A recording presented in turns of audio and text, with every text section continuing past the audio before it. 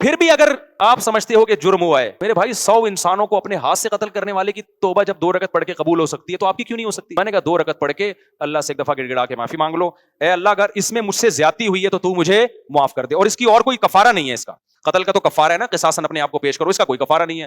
پھر یہ تسلی رکھ لو کہ اب آپ کا جرم کیا ہو گیا ہے، معاف۔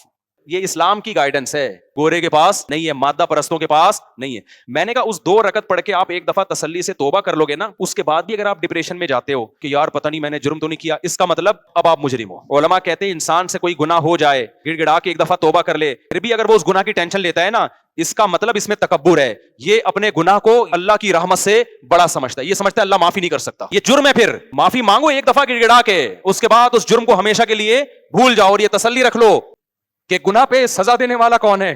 اللہ، اور معاف کرنے والا بھی کون ہے؟ اللہ ہے۔ پھر بھول جاؤ، پھر اس کو بار بار سوچنا نقصان دہ ہے، پھر تم خدا سے آگے نکل رہے ہو، اس کا مطلب